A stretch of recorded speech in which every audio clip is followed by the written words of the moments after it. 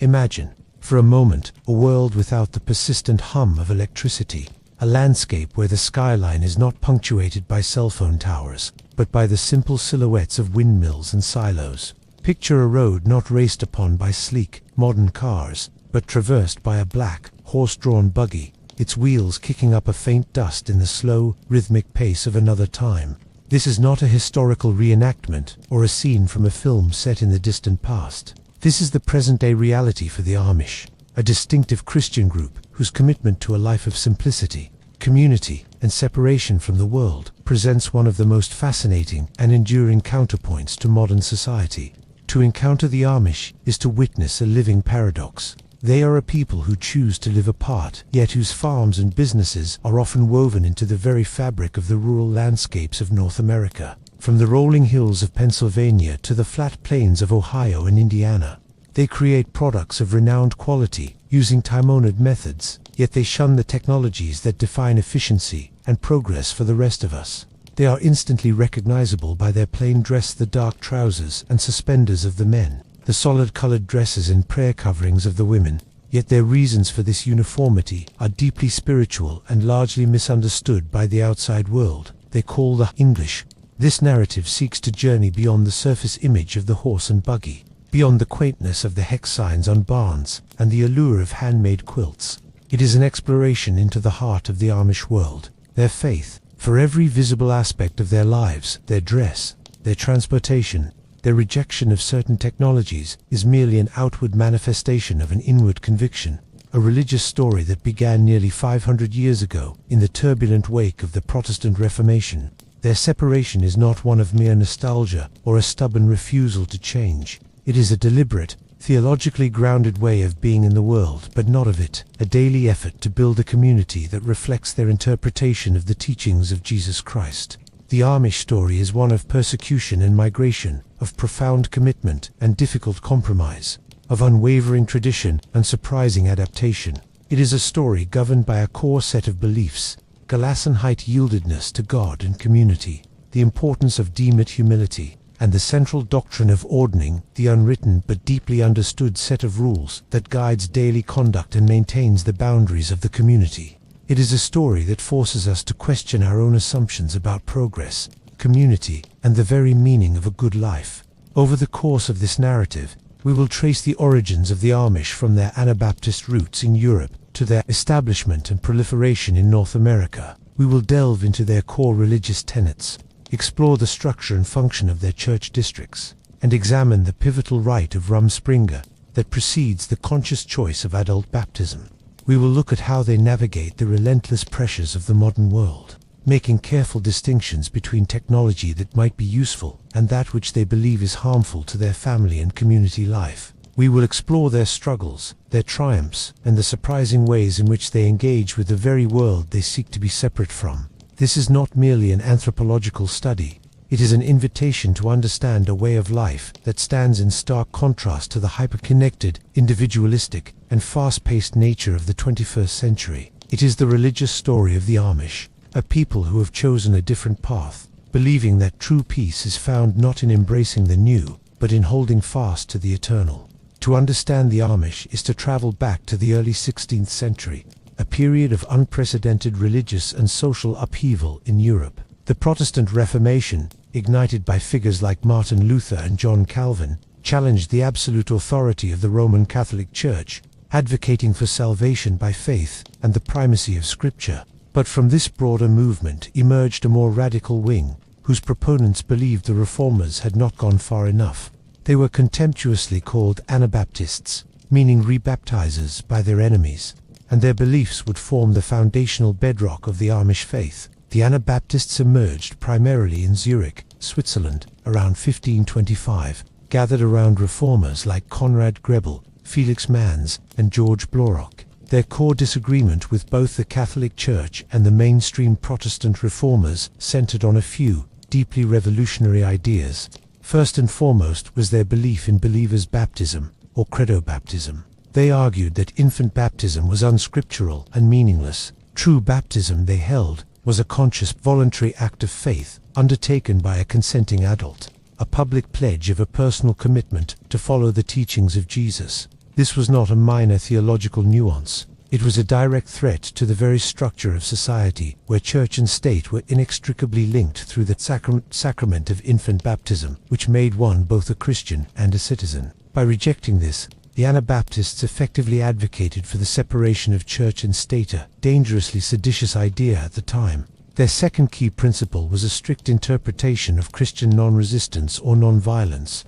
They read the Sermon on the Mount, literally, turn the other cheek, love your enemies, and refuse to bear arms, serve in armies, or swear oaths of allegiance to civil authorities. This pacifism further alienated them from a world where civic duty was often defined by military service. Finally, and most critically for the future Amish, was their belief in the concept of a believer's church. They saw the true church not as a vast, inclusive institution encompassing an entire population, but as a disciplined community of committed adult believers who voluntarily covenanted together to live a holy life, separate from the sin and corruption of the world. This separation, for them, was not isolation, but a necessary condition for maintaining purity and faithfulness. For these beliefs, the Anabaptists were ferociously persecuted by Catholics and Protestants alike. They were seen as heretics and anarchists who undermined social order. They were imprisoned, drowned, burned at the stake, and hunted across Europe.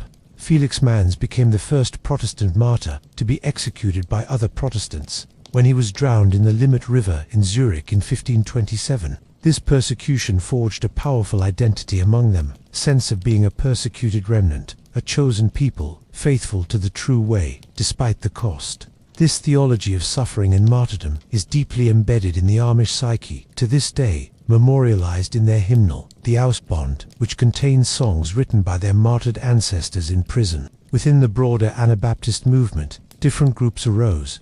The most significant for the Amish story were the Mennonites, followers of the Dutch priest Menno Simons, who provided leadership and organizational structure to the scattered movement in the Netherlands and northern Germany. The Mennonites became known for their moderate practice of nonconformity and their emphasis on community discipline.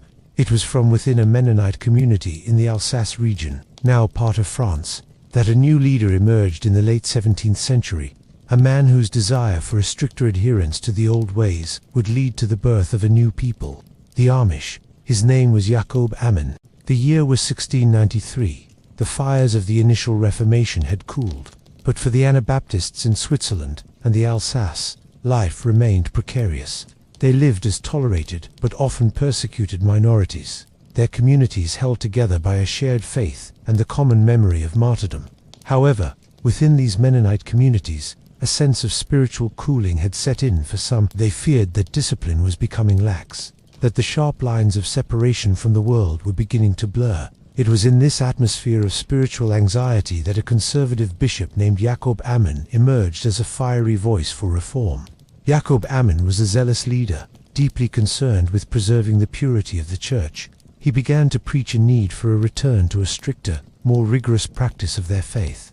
His criticisms and proposed reforms centered on several key issues that would become the defining features of the Amish split, known as the Letter Street, or Elders' Dispute. First, and most famously, was the practice of shunning.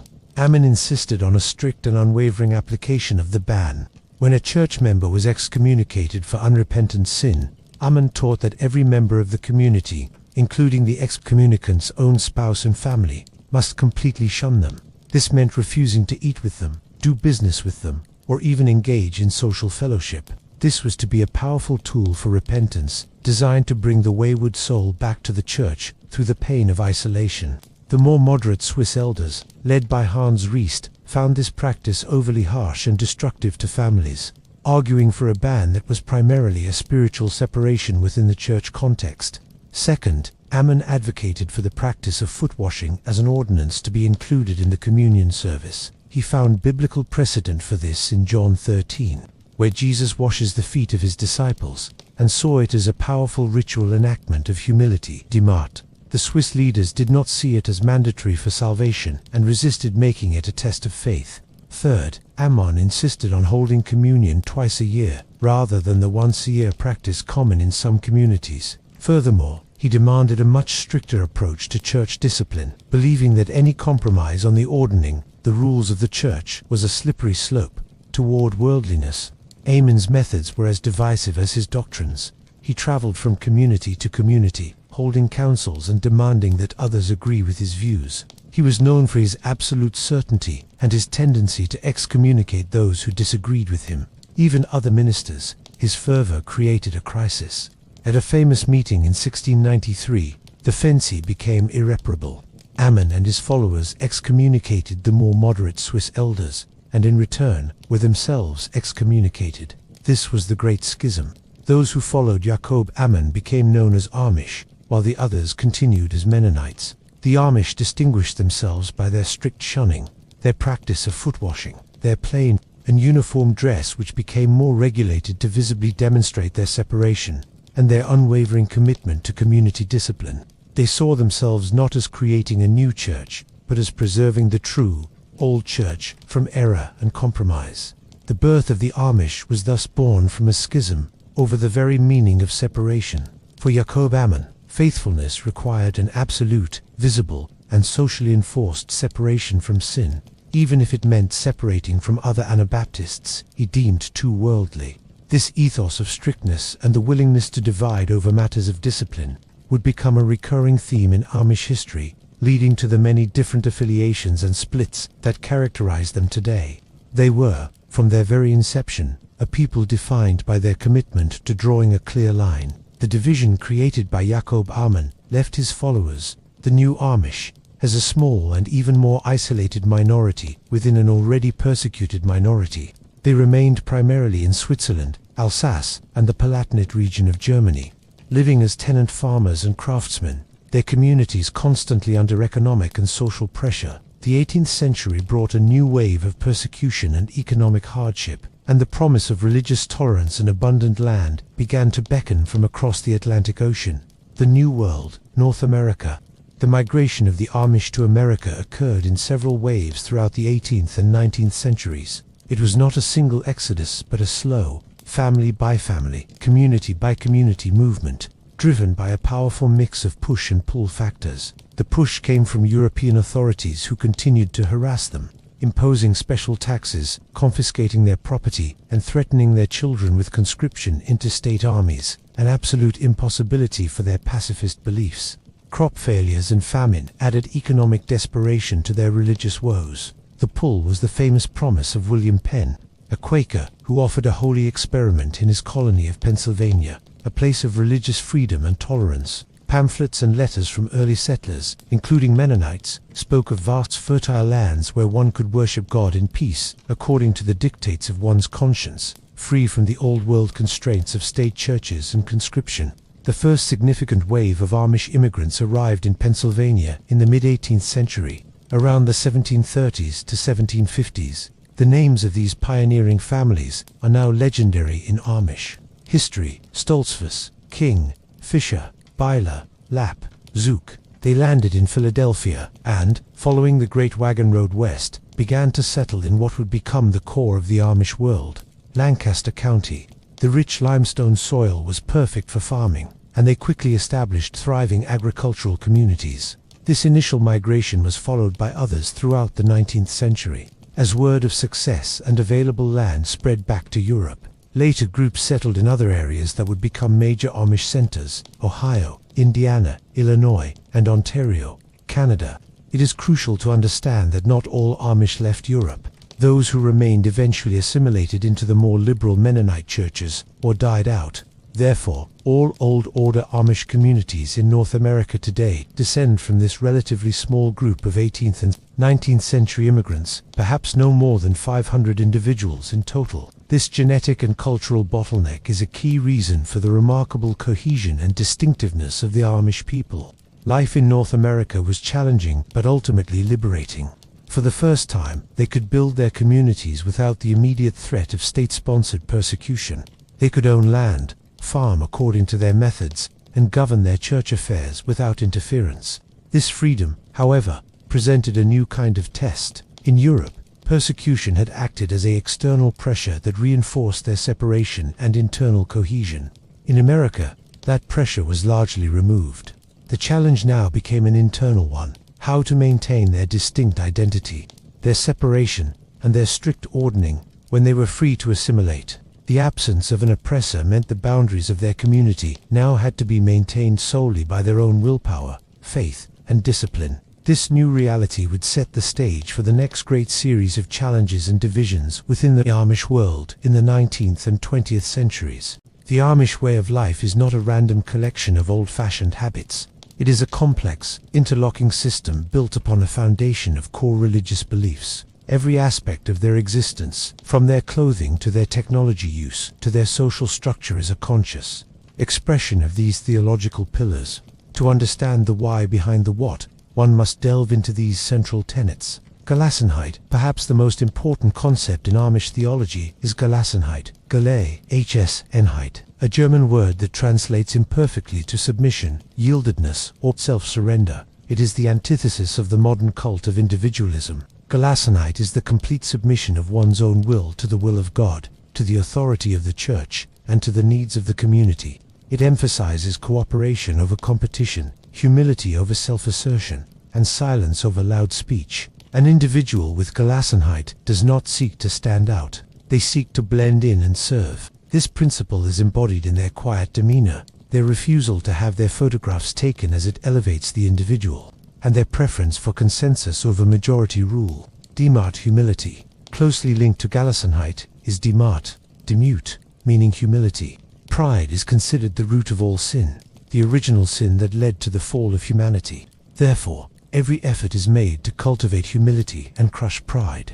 Their plain dress is the uniform of humility, designed to eliminate vanity, sexual attraction, and class distinctions. The rejection of personal ownership of cars, the use of horses instead of tractors in the fields, and the simple, unadorned design of their homes and churches are all practical expressions of demut. They believe that technological conveniences and luxuries can foster a sense of pride, self-sufficiency, and independence from God and community. Ordnung, the unwritten rule of life. The practical outworking of Gelassenheit and demut is the Ordnung or Dienung.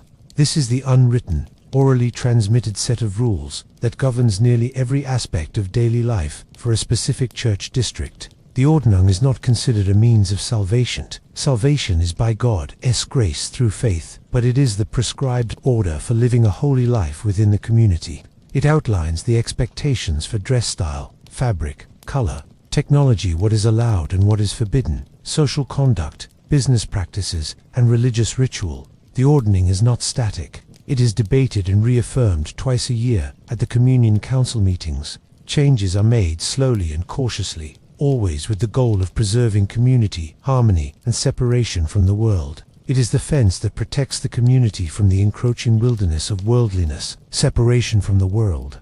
This is a direct biblical mandate derived from verses like 2 Corinthians says it does, "Come out from among them and be separate, says the Lord." The world die welt is not the physical creation or the people in it, but rather the system of values opposed to God values like vanity, greed, violence, competition, and individualism.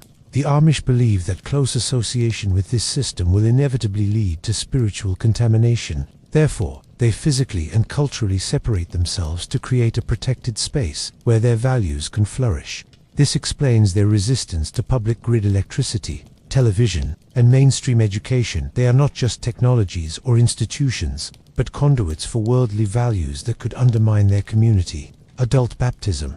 As heirs of the Anabaptists, the Amish practice believers' baptism. This is the most significant decision an Amish person will ever make. It is not performed in infancy but in young adulthood, typically between the ages of 18 and 22. Baptism is a voluntary vow, a conscious commitment to accept Christ, to obey the teachings of the Church, and to live according to the ordning for the rest of one's life.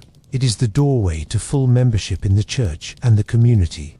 The gravity of this vow cannot be overstated, for to break it after baptism means facing the dreaded medang, the shunning, pacifism, and non-resistance. True to their Anabaptist roots, the Amish are committed pacifists. They literally interpret Jesus' command to love your enemies and turn the other cheek. They refuse to serve in the military, engage in litigation, or participate in political protests or violence. Their response to conflict, even persecution, is typically one of quiet submission and forgiveness. as tragically demonstrated in the 2006 nickel mine school shooting, where the Amish community immediately offered forgiveness to the gunman's family. These core beliefs form an interlocking system. Gelassenheit and Demut inform the content of the Ordnung, which enforces separation, which is confirmed through adult baptism and lived out through pacifism. It is a holistic framework designed for one primary purpose: to create and sustain a community faithful to their understanding of the gospel. A community that stands as a quiet witness against the currents of the modern world. The Amish world is not a monolithic entity with a centralized pope or a national conference. Its strength and resilience lie in its localized, decentralized structure. The fundamental unit of Amish society is the church district, or congregation, a system that perfectly reflects their values of community, humility, and separation. The church district. A typical church district consists of 25 to 35 families living in a close geographical area. When a district grows to around 40 families, it will typically divide or branch off to maintain its intimate size. This is crucial because the Amish worship not in specialized church buildings, but in their own homes and barns. This practice, known as house church, harks back to the early Christian church. Each family in the district takes turns hosting the bi-weekly Sunday worship service. This rotation reinforces community bonds as families work together to clean the host's home, set up backless benches for seating, and then share a common meal after the 3-hour service. The absence of a dedicated church building is itself a statement of demata, rejection of ostentatious religious symbols, and a reminder that the church is the people, not a building. Leadership, the voice of the community. The Amish ministry is a striking example of their anti-hierarchical values. Leaders are chosen by lot, a practice they see as allowing God to directly choose his ministers, thus preventing pride, ambition, or politicking. During a council meeting, nominated men, always married, are asked to come forward. Each selects a hymnal, one of which contains a special slip of paper. The man who chooses the book with the paper is chosen by God to be the new bishop, minister, or deacon. This is a lifelong calling, undertaken not for honor, but for service. There is no formal theological training. Leaders are expected to study the Bible and their traditional texts, such as the Martyr's Mirror and the Ausband hymnal. The bishop is the spiritual head of the district. He has the ultimate authority to interpret the Ordnung, preach, officiate baptisms and communions, and administer discipline, including the ban. The ministers, usually 2 or 3, assist the bishop with preaching and teaching. The deacon plays a vital practical role. He attends to the physical needs of the community, collecting alms for the poor, assisting families in times of sickness or death, and delivering the initial admonitions to members who stray from the Ordnung. The family, the heart of the community. If the district is the body, the family is its beating heart. Amish society is deeply patriarchal and family-centric. Families are typically large, with 7 or 8 children being common. Children are seen as a blessing from God, and the family is the primary unit for economic production, education, and religious socialization. Roles are clearly defined by gender and age. The husband is the spiritual head and provider, responsible for farming or running a family business. The wife is the heart of the home, hausfrau, managing the household, gardening, preserving food, and raising the children. Children are integrated into work from a very young age, learning the skills and values of their culture through direct participation. This strong family structure is the primary engine for passing on traditions and ensuring the survival of the community. The Sunday service, rhythm of faith. The bi-weekly worship service is the central ritual that reinforces the community's identity. The service, conducted in a mixture of Pennsylvania Dutch and High German, is characterized by its solemnity and lack of ritual. There are no instruments, choirs, or rehearsed singing. The hymns from the Ausband are sung in a slow, medieval, chant-like style that can take 15 minutes to complete a single verse. The sermons, delivered by the bishop and ministers, are extemporaneous and often lengthy, focusing on practical Christian living, faithfulness, and the dangers of the world. The service is followed by a shared meal, a time of fellowship and socializing that is just as important as the worship itself. This rhythm of work and worship, centered in the home and shared with the entire community, creates a powerful, enveloping culture that constantly reinforces the values of Gelassenheit and separation. This decentralized, family-based, and district-oriented structure has been key to the Amish's remarkable survival. It allows for a degree of local flexibility and adaptation, while maintaining a core of unwavering tradition. It is a society built not on individual ambition, but on the collective well-being of the community of faith. To the outside world, no aspect of Amish life is more fascinating or more misunderstood than Rumspringa, literally translated from Pennsylvania Dutch as running around. It is often sensationalized as a period of sanctioned debauchery, where Amish teens are set free to experience the modern world, experimenting with alcohol, drugs, cars, and modern clothing before deciding whether to join the church. While this extreme does occur in a few specific communities, for the vast majority of Amish youth, Rumspringa is a far more subtle and complex rite of passage. Rumspringa typically begins around age 16. When adolescents are considered to have reached social maturity, they are not yet spiritual adults, as that status is only conferred upon baptism. During this time, the strict rules of the ordaining are relaxed for them.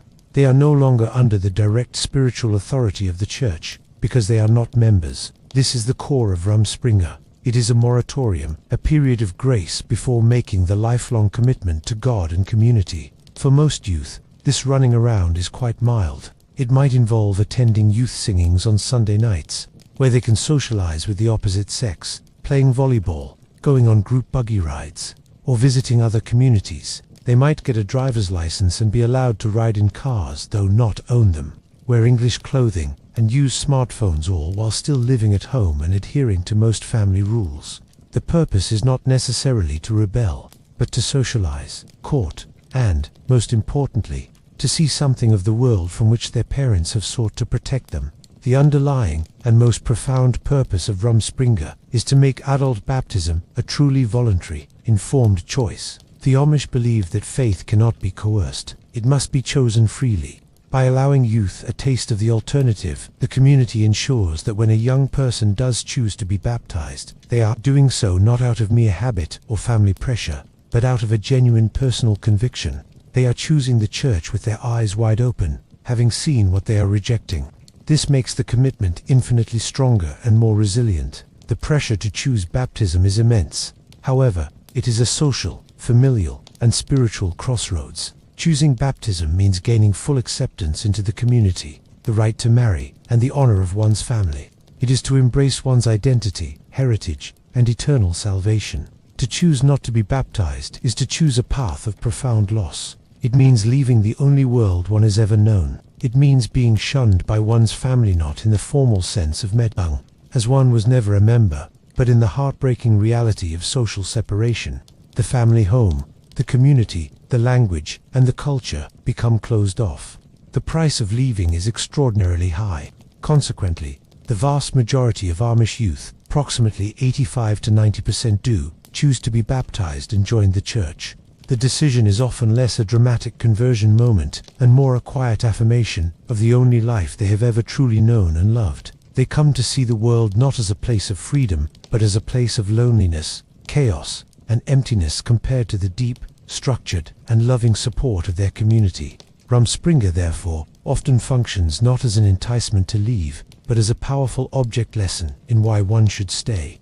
By experiencing the fragmentation and anxiety of the modern world, even briefly, the youth can more fully appreciate the value of the community they were born into. It is the ultimate test, and for the Amish, it is a test that usually confirms the strength of their way of life. The most visible symbol of Amish separation is their selective rejection of modern technology. It is easy to dismiss them as Luddites, people who simply reject all technology out of a blind fear of the new. This is a profound misunderstanding.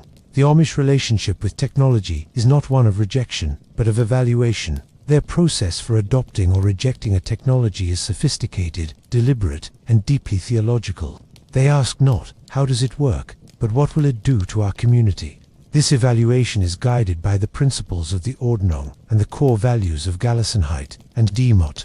Every technology is assessed based on its potential impact on the family, the church, and the community's separation from the world. The central question is, will this technology bring us together or pull us apart? Will it foster pride, individualism, and worldliness, or will it support humility, community, and their way of life? The dangers of connection. This is why the Amish rejects public grid electricity. It is not the electricity itself they fear, but but what it connects them to. Being tied into the public grid would connect them directly to the wider world, making them dependent on outside systems and opening a conduit for worldly influences through televisions, computers, and other appliances. Instead, they often produce their own power. They use diesel generators, hydraulic power, solar panels, and batteries to run necessary equipment in shops and barns. They use propane gas for refrigeration, cooking, and heating. This off-grid approach provides the utility they need while maintaining their independence and separation. The problem of speed and distance. The automobile is another famously rejected technology. Again, the issue is not the machine itself, but its social effects. Cars represent speed, individualism, and distance. They allow people to travel far from home easily, pulling them away from the local community for work and entertainment. They can create social stratification based on the make and model one can afford, directly attacking the value of demot. The horse and buggy, by contrast, enforces a local life. It sets a natural, slow rhythm for the day and keeps the community geographically and socially close. It is a symbol of their deliberate pace of life. Selective adoption. The Amish are not opposed to all modern technology. They are often shrewd and innovative adopters of technology that can be adapted to serve their community values. For example, agriculture. They may use modern veterinary medicine for their animals and advanced chemical fertilizers for their fields, but they will often use horse-drawn equipment to plant and harvest. Some more progressive communities may use rubber-tired tractors in the fields, but they will be steel-wheeled to prevent them from being used for road travel and leisure. Business. In their wood shops, construction businesses, and quilt shops, they use pneumatic tools powered by diesel compressors and modern battery-powered hand tools. They use calculators and cash registers. Communication. This is an area of constant negotiation. Landline telephones were once kept in shanties between farms to be shared for business necessity, while preventing their intrusion into the home. Today, many Amish businessmen carry cell phones for work, and some districts allow limited internet access for business purposes only, often on a non-smartphone device or a computer kept in a central office, not the home. The rules are not uniform. This is where the decentralized nature of the church district is key. Different communities' affiliations have different ordnings, leading to a spectrum of technology use. Some very strict groups, like the Swartzentruber Amish, may allow almost no technology. More progressive groups may allow phones in the home, solar power, and even use of computers for business. The constant negotiation and variation showed that the Amish are engaged in a dynamic, ongoing conversation with modernity, not a static rejection of it. They are masterful at taming technology, subverting it to serve their community's ends, rather than allowing it to redefine their community. In doing so, they offer a powerful critique of our own unquestioning embrace of technological progress, forcing us to ask what we might be sacrificing in our relentless pursuit of convenience and efficiency. The ultimate proof of the Amish faith is not found in their rules or their restrictions, but in the powerful, tangible reality of their community life. The Gelassenheit they preach is made real through a robust system of mutual aid and a profound capacity for forgiveness that consistently astounds the outside world. This is the positive manifestation of their separation, not just being apart from something, but being together for one another. Barn raising's the ultimate symbol of mutual aid. The iconic image of an Amish barn raising is more than just a photo opportunity. It is the purest expression of their community ethos. When a farmer's barn is destroyed by fire or storm, the entire district, and often neighboring districts, will mobilize. Without being asked, hundreds of men and boys will appear at dawn. The women and girls will set up massive tents to prepare and serve food for the entire day, using pre-cut materials and a highly coordinated, non-verbal system of cooperation. They will erect an entire barn structure that would take a commercial crew weeks to build in a single day. There is no charge for this labor. It is simply what the community does. This system of Banhua help extends to all aspects of life: harvesting crops for an ill farmer, building a new home for a young couple, or providing financial support for overwhelming medical bills. Insurance is often seen as unnecessary because the community is the insurance.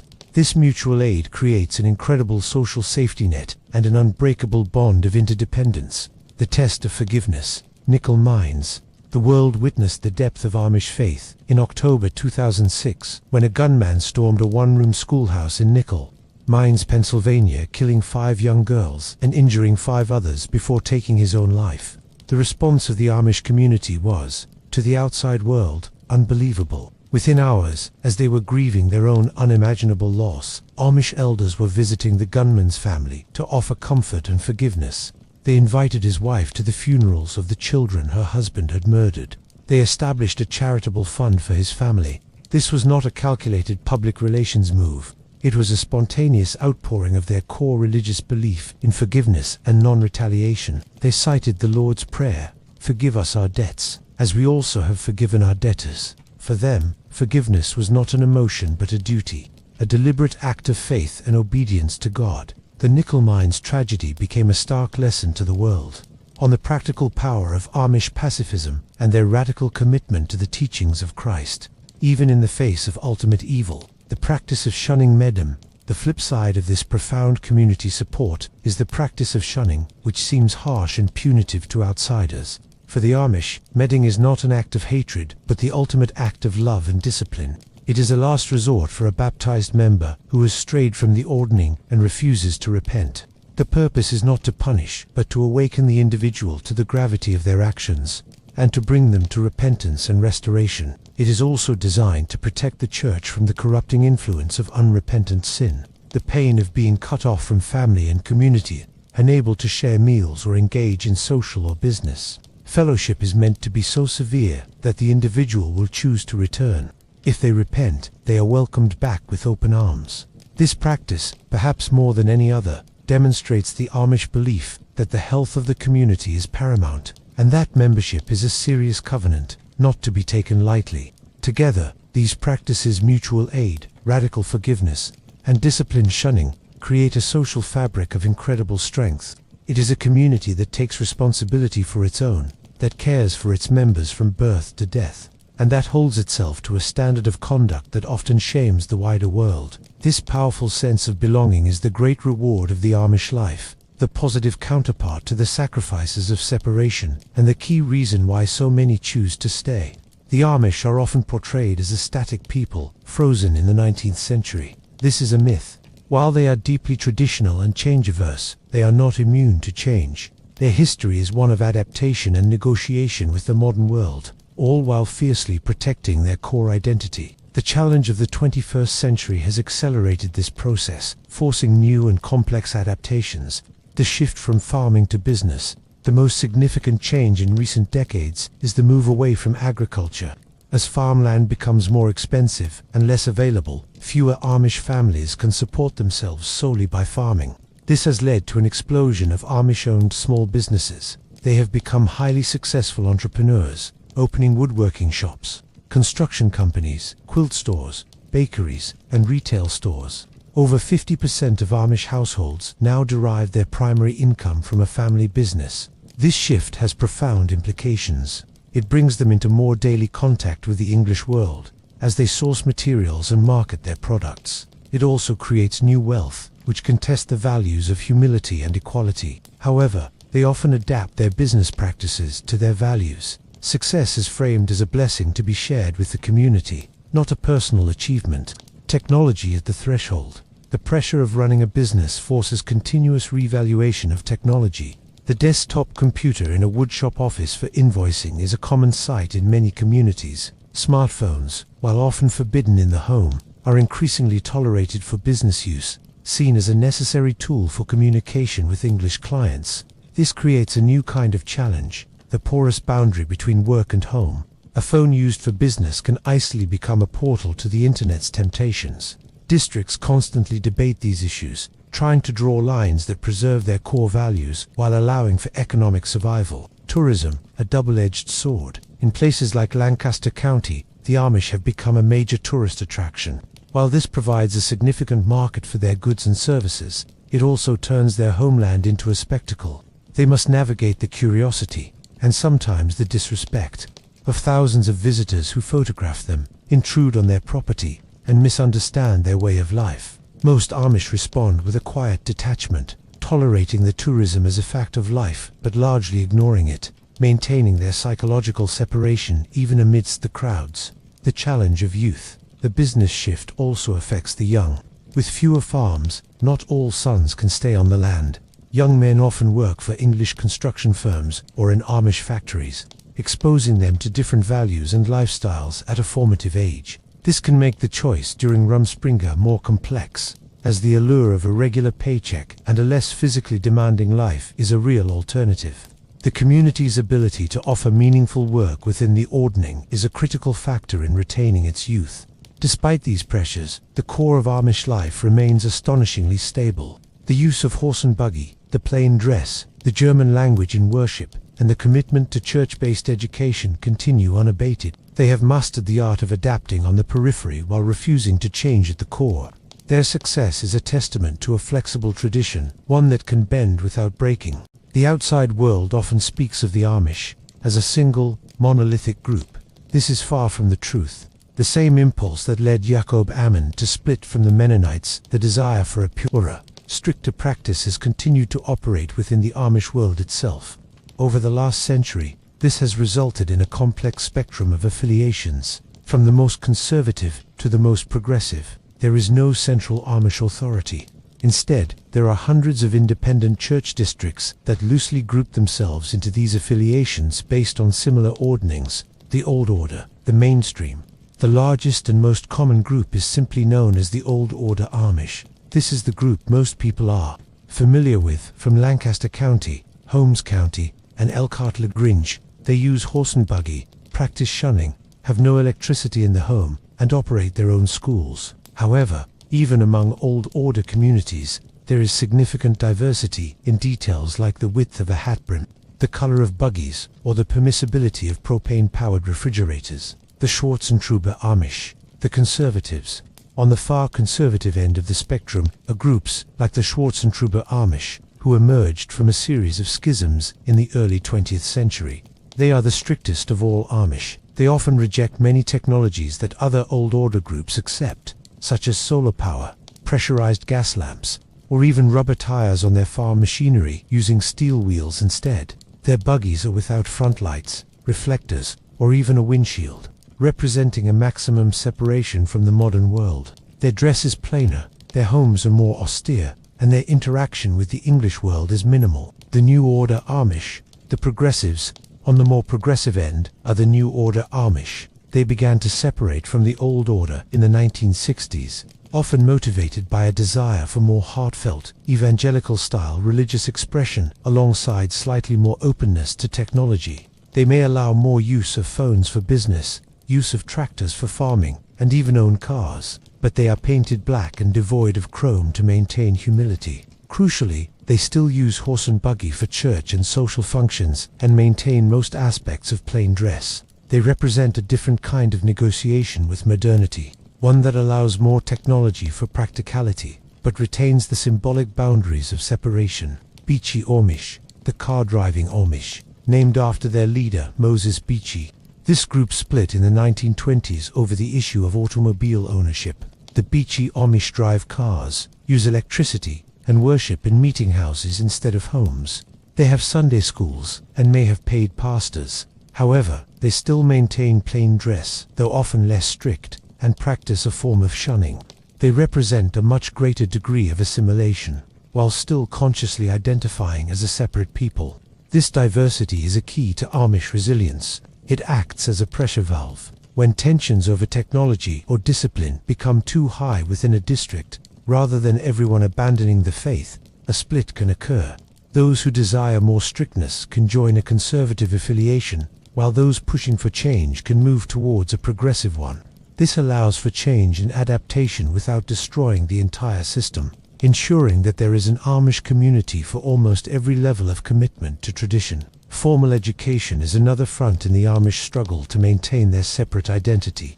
Their approach to schooling is not a rejection of learning, but a deliberate strategy to socialize their children into Amish values and to protect them from the influences of the outside world. The Amish schoolhouse is a powerful fortress for the community's future. The conflict came to a head in the 20th century, as states began enforcing compulsory attendance laws requiring children to attend school until age 16 or 17. The Amish resisted. They saw the content and social environment of public high schools as a direct threat to their way of life. High school exposed children to competitive sports, dating culture, worldly ideas, and career ambitions that were completely at odds with Gelassenheit and Demot. A series of legal battles culminated in the landmark 1972 U.S. Supreme Court case, Wisconsin v. Yoder. The court ruled in favor of the Amish, recognizing that forcing Amish children to attend high school violated their First Amendment right to free exercise of religion. This was a monumental victory that secured their right to educate their children according to their own beliefs. Today, virtually all Amish children attend private Amish room schoolhouses, typically through the 8th grade. The teacher is usually a young unmarried Amish woman who herself has only an 8th grade education. The curriculum focuses on the 3 R's: reading, writing, and arithmetic, with a heavy emphasis on practical skills that will be useful in their adult lives. English is taught as a necessary language for conducting business with the outside world, but the academic curriculum is only part of the story. The hidden curriculum is far more important. The school is a microcosm of Amish society. Children learn cooperation, not competition. There are no sports teams that create stars. They learn practical skills like gardening and sewing. The multigrade classroom ensures that older children help younger ones, reinforcing community responsibility. The entire experience is designed to prepare them for a life of humility, manual labor, and duty to the community. It is the primary institution for ensuring the intergenerational transmission of Amish culture, creating a shared experience that bonds the children for life and prepares them to willingly choose baptism and the Amish way. Amish life is governed by a different rhythm than the modern world's frantic clock-driven pace. Theirs is a rhythm set by the sun, the seasons, and the church calendar, creating a life that feels both more natural and more sacred. The day begins before dawn and ends not with the late-night news, but with the setting sun. The lack of electricity enforces this natural cycle. Work is done by daylight, and evenings are spent in lamplight for reading, sewing, visiting, or quiet contemplation. This rhythm is tied to the body's natural needs and the requirements of the animals they care for. The week is built around the Sabbath. Sunday is a true day of rest, devoted entirely to worship and community. No business is conducted, no fields are worked. The preparation for Sunday begins on Friday with thorough cleaning and baking, and continues on Saturday with bathing and final preparations. This weekly rhythm of 6 days of work and 1 day of sacred rest creates a powerful punctuation to life. A regular reminder that life is about more than productivity. The year is marked by the seasons of agricultural work: planting in the spring, haying in the summer, harvesting in the fall, and butchering and woodworking in the winter. These are not just jobs, they are communal activities that bind people together. The year is also marked by the 2 annual communion services in spring and fall, which are preceded by a period of solemn reflection, confession, and the reaffirmation of the ordinal. This seasonal, rhythmic life fosters a deep connection to the natural world and a sense of place that is largely lost in modern, mobile society. Time is not money to be spent, but a God-given cycle to be inhabited and respected. This alternative experience of time is one of the great, unspoken gifts of the Amish way, contributing to their renowned sense of contentment and freedom from anxiety. Amish clothing is the most immediate and visible symbol of their faith. It is a uniform of humility that speaks volumes before a single word is uttered. Every element of their dress is a deliberate choice, a theological statement woven into fabric. The principle behind plain dress is demote humility and separation from the world. It is designed to eliminate vanity, discourage pride, and erase individualistic expression. The goal is to make the community visibly unified and distinct from the fashionable, ever-changing world. The style is based on 19th century European peasant clothing, frozen in time not out of nostalgia, but because it achieved the goal of plainness and has since become a sacred tradition. Women's dress. Women wear solid-colored dresses, usually dark blue, purple, green, or brown, with a cape and an apron. The dress is long and full, avoiding any hint of immodesty. The apron is worn at all times, symbolizing a readiness for work and service. Married women wear a black prayer-covering cap at all times, even while sleeping, as a sign of submission to God and the Church. Based on the biblical injunction in 1 Corinthians 11, their hair is never cut and is worn in a bun. Jewelry. makeup, and patterned fabrics are strictly forbidden. Men's dress. Men wear dark, plain suits with no lapels, paired with suspenders instead of belts. They wear solid-colored shirts, often in pastel shades. Married men grow a beard after baptism, but they do not grow mustaches. A tradition linked to the mustaches being associated with European military officers, symbol of violence they reject.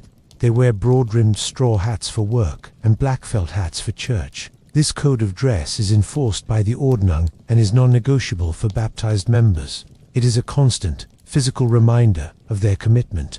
To change one's dress would be to change one's identity and reject the community's covenant. The plain dress is thus a powerful tool for social control, but also a sacred garment that connects the wearer to their history, their community, and their God every minute of the day.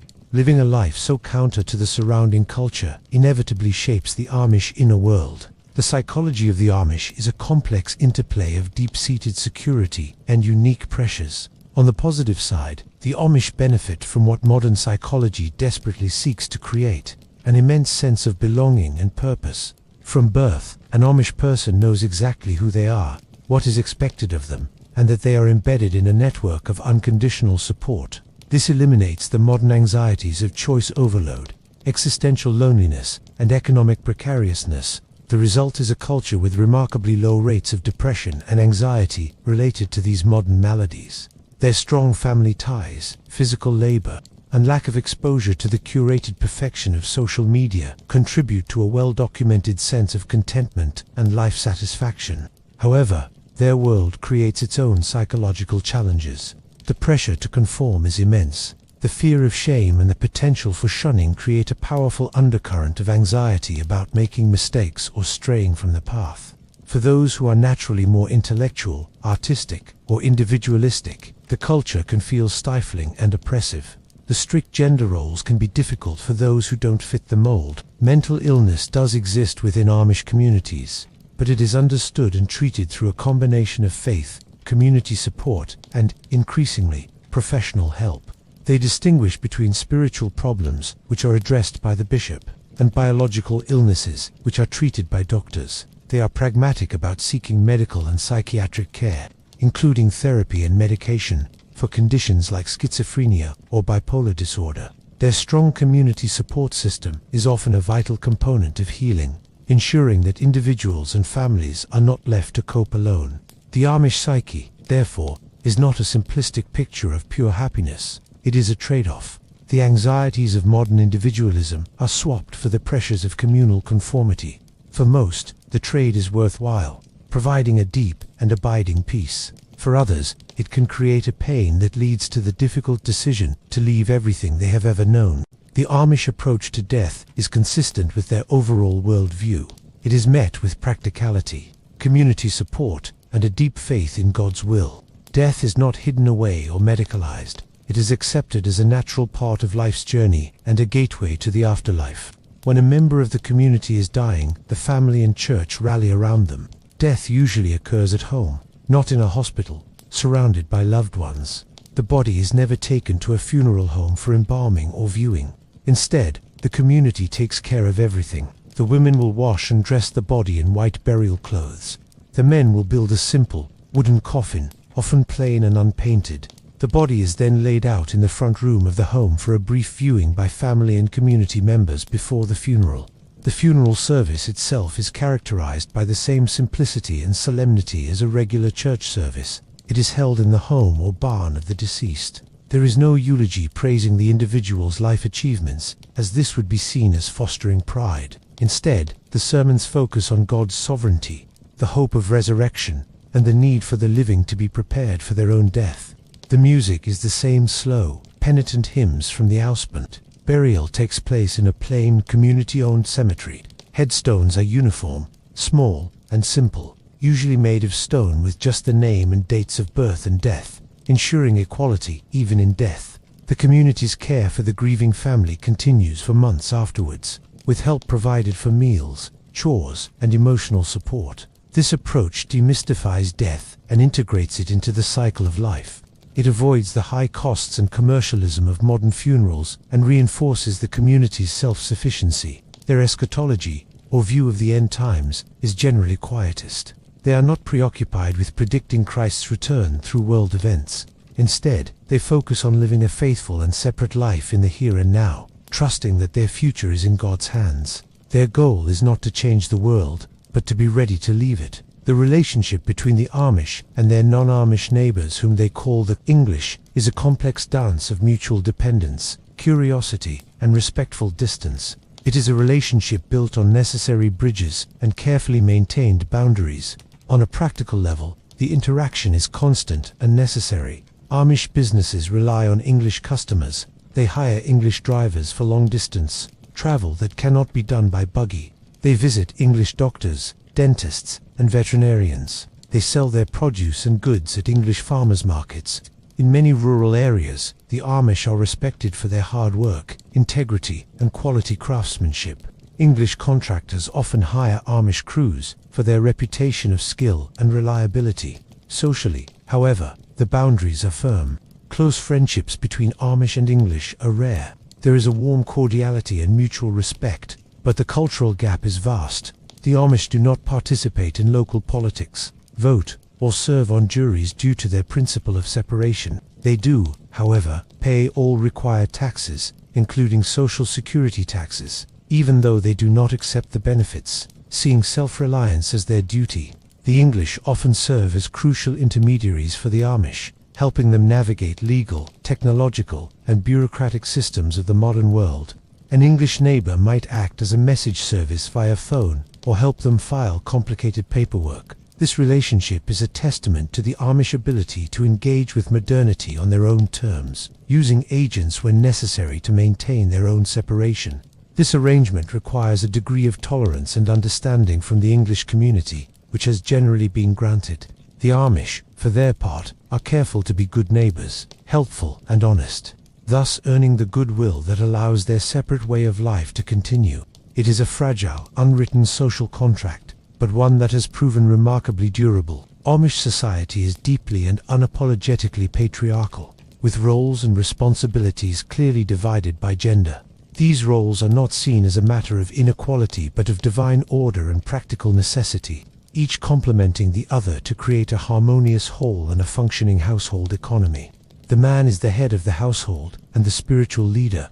His domain is the farm, the workshop, and the world of business and finance. He represents the family in church matters and is responsible for providing for the material needs of his wife and children.